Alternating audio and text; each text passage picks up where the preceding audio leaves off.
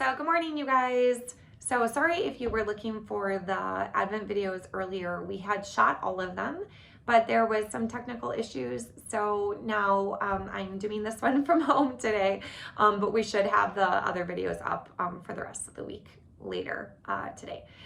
So I'm going to read today's scripture. So we're starting in, the reason Advent starts today is a lot of times when you get an Advent calendar, it starts on December 1st and then just counts down to Christmas. But the church Advent season actually starts 4 weeks before Christmas because you go through the 4 themes, which are peace, love, joy, and hope.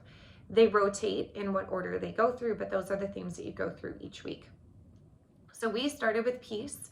The idea that I had about peace, starting with peace, is that there's this idea of our past being connected to our peace, right? So when we have peace in the past, it's easier to have peace in the present. So the idea of this week being peace is we're looking at God in the past, right? So in our past as well as the Old Testament, as well as just historically in the past. So we start with Isaiah 41:4. There's 2 versions. I'm going to read the Amplified version. Isaiah 41:4. Who has performed and done this, calling forth and guiding the destinies of the generations of the nations from the beginning? I, the Lord, the first and with the last, existing before history began, the ever-present, unchanging God, I am He. So the reason I have the Amplified version is the way it expands on those words in the Bible verse and gives you a better understanding of what this verse is really saying. And then you have that piece where it's talking about God is the first, right? So He always was, and then He always will be, and He is present now. So looking at that idea of Yahweh as being in the past, present, and going forward into the future. But then I also love how, especially in the Amplified version, you get to see a bit of God's character, that He is ever present and unchanging, which are really important when you look at the Bible and how it applies to us, as well as when you're looking at the Bible, you have to look at through the understanding of God's character. So things like God being unchanging, ever present, are important things to pay attention to.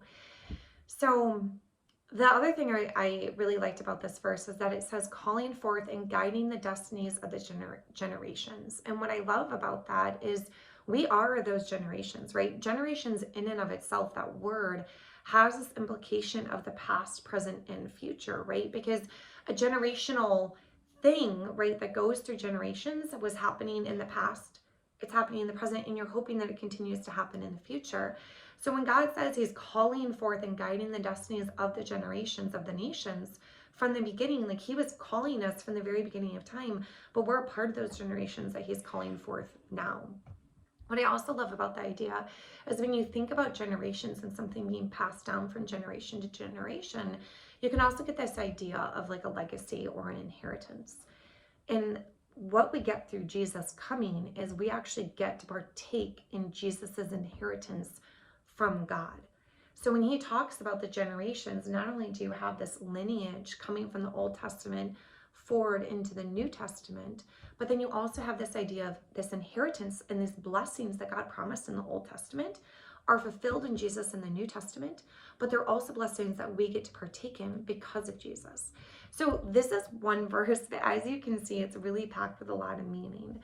So in your devotion, if you don't have a devotion, we have them on the website at thirstobejoy.com/Advent, and you can find a digital version there. We also still have some in the church lobby. The lobby is open until 2 because the coffee shop is open until 2. But if you need to get one after that, call the office and we can get one to you, okay? So if you want a hard copy like the one I have here, we have these in the lobby. Otherwise, just go to thirstobejoy.com/Advent and you can get the digital version there. But so in the devotion part, I talk a little bit about some of the stuff I just talked about here, but there's also several different questions for you to answer. So you can go with those with yourself, maybe journal your answers, or if you're working with a spouse, a friend, or your family, you can go ahead and kind of discuss those as a family. I say this in the devotion. If you have little ones, get through what you can and see how they do. All right, you guys, thanks so much for joining me this morning, and I will see you tomorrow.